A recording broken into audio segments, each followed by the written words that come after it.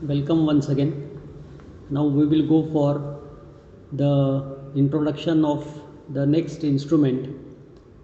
Few times there is a need to have the voltage either AC or DC along with the different types of waveforms which should have the variation in their amplitudes as well as frequency, and for such purposes we have to use the instrument which is known as the function generator or the signal generator.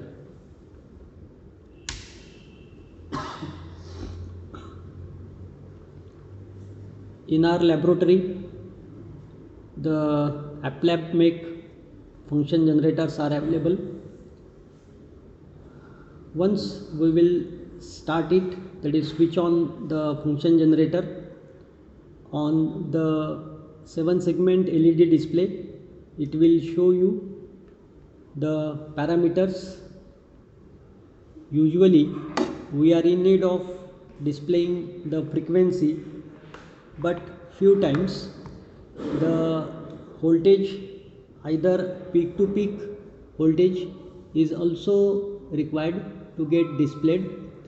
So with the help of the very first switch, which is at the bottom left corner, this switch will display either the frequency, or when you will depress it, then it will display the peak to peak voltage of the signal generated by the internal circuit. Now there are different knobs present on the front panel of the signal generator or the function generator, but the first specification is what maximum frequency the function generator can generate. So this function generator is having the capability of 3 megahertz frequency as a maximum one. Then alongside the display there will be 3 different LED indicators which will indicate the unit of the frequency. Visually, whether the frequency is in hertz, kilohertz, or even in megahertz.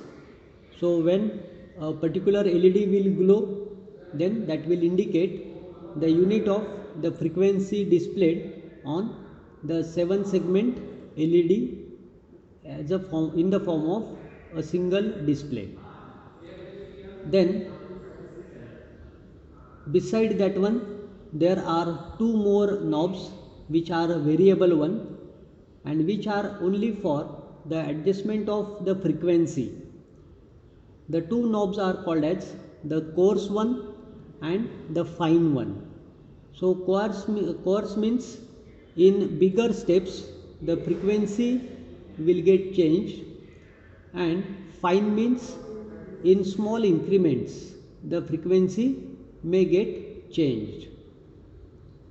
So with the help of these 2 knobs we can set a desirable frequency with greater accuracy. Then below that there are several knobs available which are the push or switch to on type of knobs.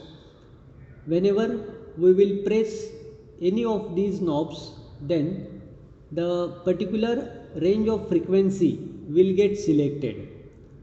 Right now I have depressed a switch which is having the label 3K. Here 3K means 3 kilohertz.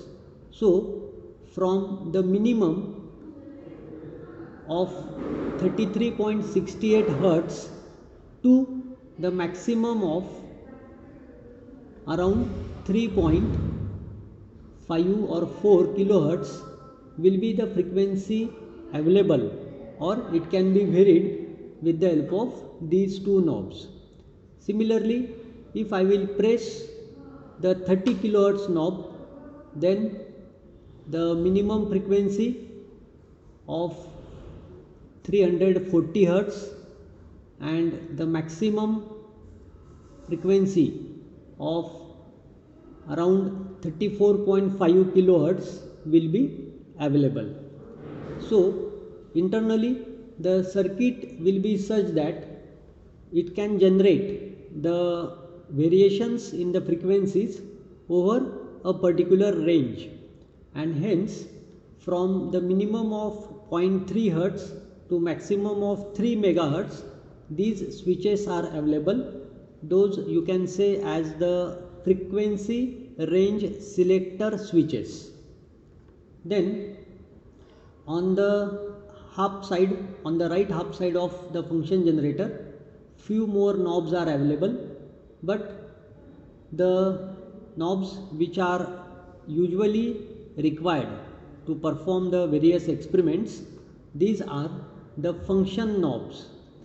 Function means either the sine function, the triangular function, or the square function.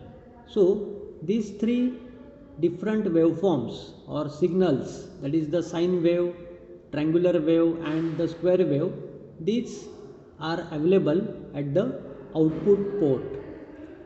Then the amplitude of the signal or the waveform that is required to test certain circuits, the amplitude can be varied by the level knob.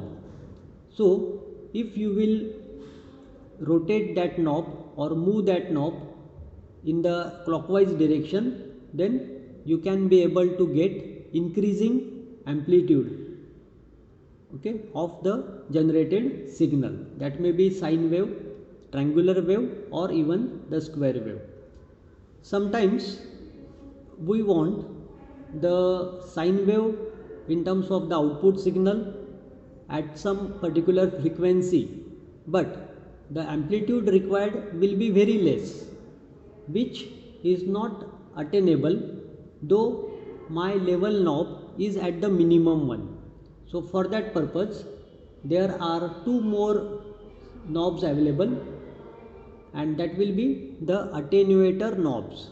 So if you will press the 20 dB attenuation knob, my amplitude will get attenuated by a factor of 20 dB. Similarly 40 dB knob is also available.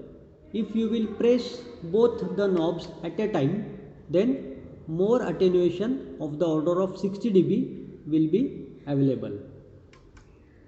So this is the introduction to the function generator, but the output will be available at the or using the connector which is very same to that which is available on the CROs. So that's why for making or for getting the output from the function generator, we have to use the CRO probe that is compatible to the function generator also. So by this way you can be able to get the desirable output once you will set it on the function generator, depending upon the amplitude of the signal, the type of the function and the desirable frequency. Then once you will set it, then you can get that output at this particular probe.